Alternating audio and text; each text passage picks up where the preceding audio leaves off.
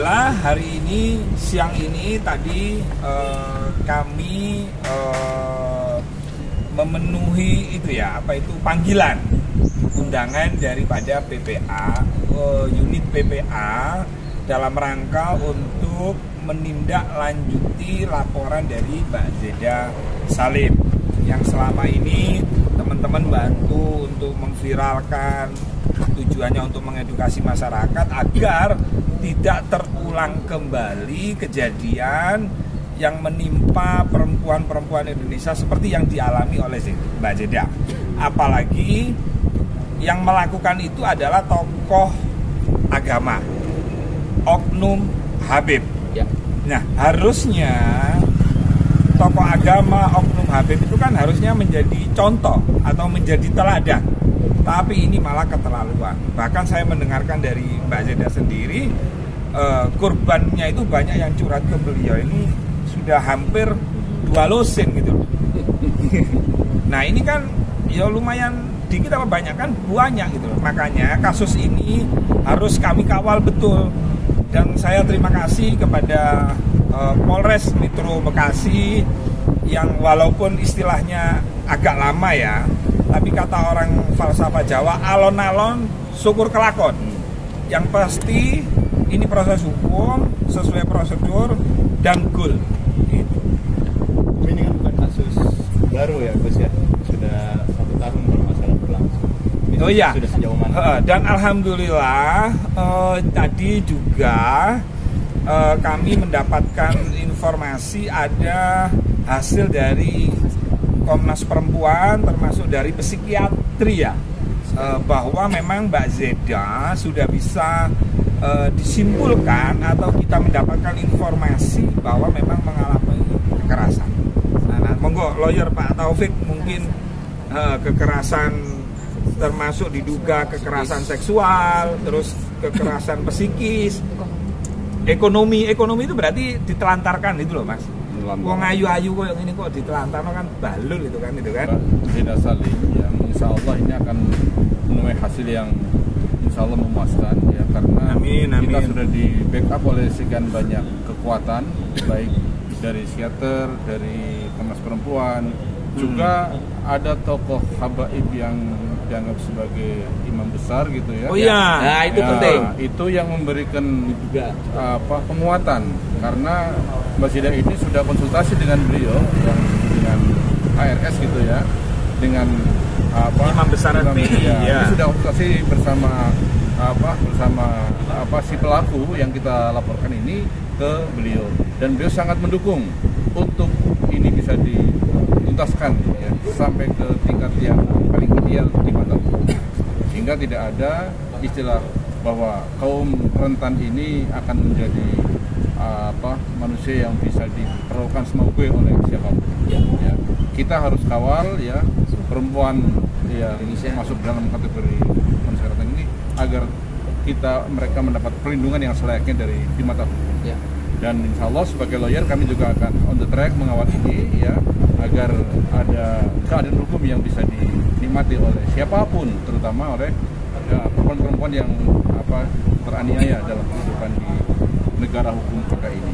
Saya kira itu dari saya. Perkenalkan tambahan dari Pak Ilmu cukup ya, sementara cukup dari kami. Ya. Pak boleh tanya dulu Pak, ya. Dari HRS sendiri dukungannya seperti apa?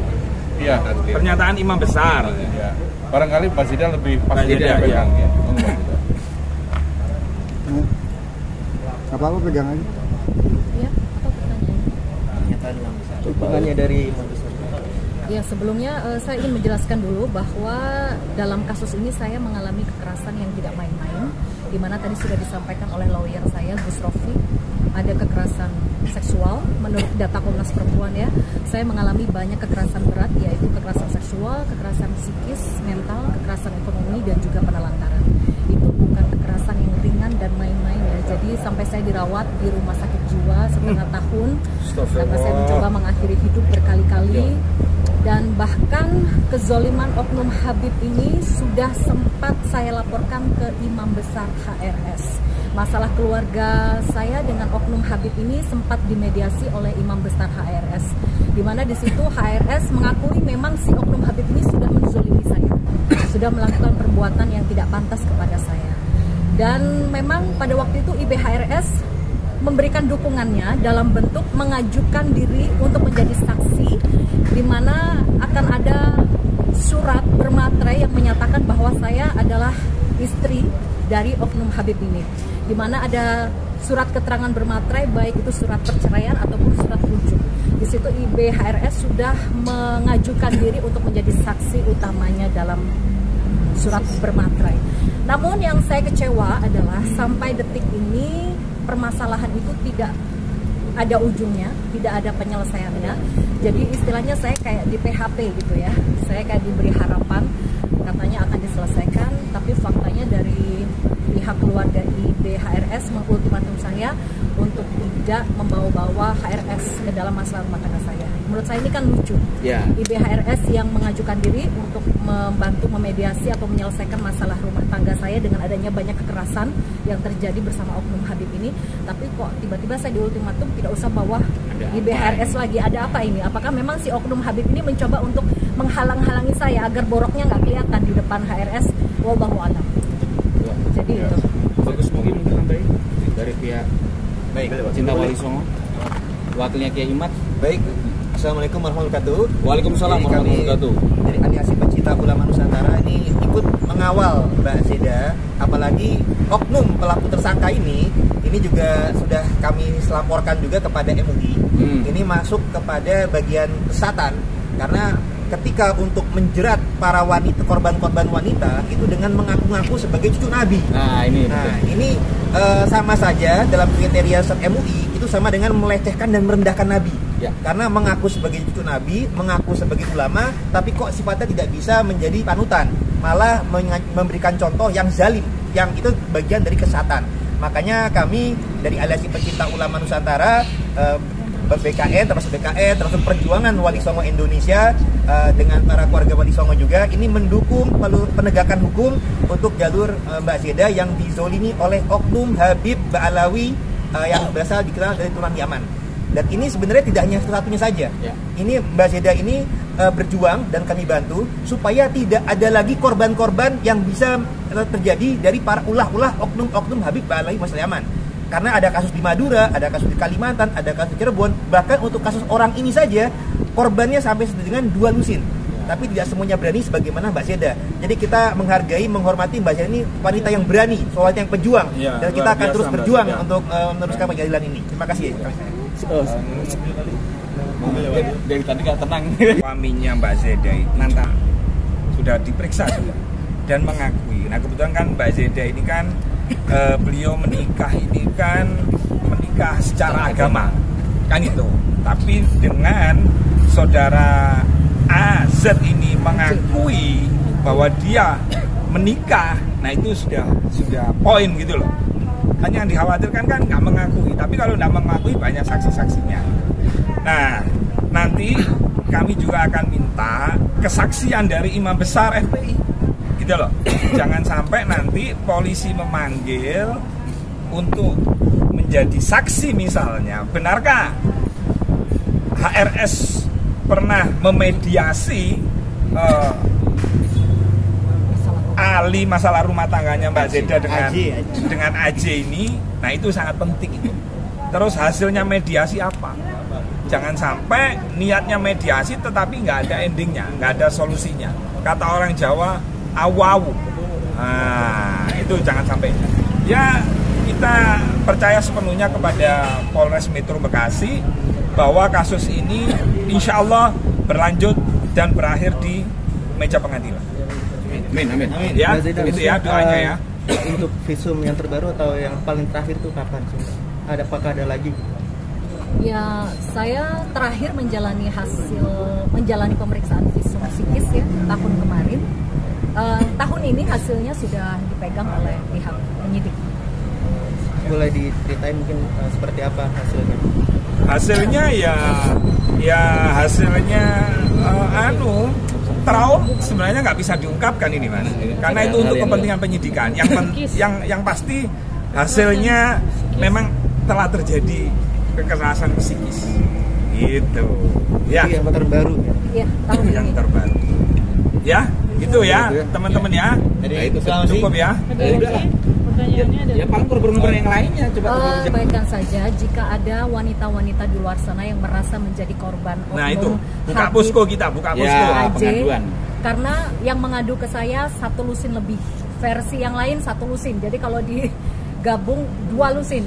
Bayangkan 1 oknum Habib saja sudah merendahkan puluhan harkat martabat perempuan, diinjak-injak seperti itu ya, baru 1 oknum Habib. Bagaimana dengan kejadian yang tidak kita tahu di luar sana? Menurut saya ini miris. Kenapa saya bersuara sampai sejauh ini? Sebenarnya saya sangat capek ya. Saya sudah mengalami kekerasan psikis yang luar biasa berat, tapi saya masih harus dihantam lagi dengan laporan yang tidak kunjung usai seperti ini. Tujuan saya semata-mata adalah agar oknum Habib ini tidak lagi menginjak-injak harkat martabat perempuan. Ya. Jikalau hanya saya yang direndahkan, mungkin saya tidak akan sejauh ini. Anggaplah saya sedang tidak beruntung. Tapi yang saya lihat, Allah menunjukkan bahwa oknum Habib ini merendahkan, menginjak-injak harkat martabat begitu banyak sekali perempuan, puluhan, hampir 1 lusin lebih.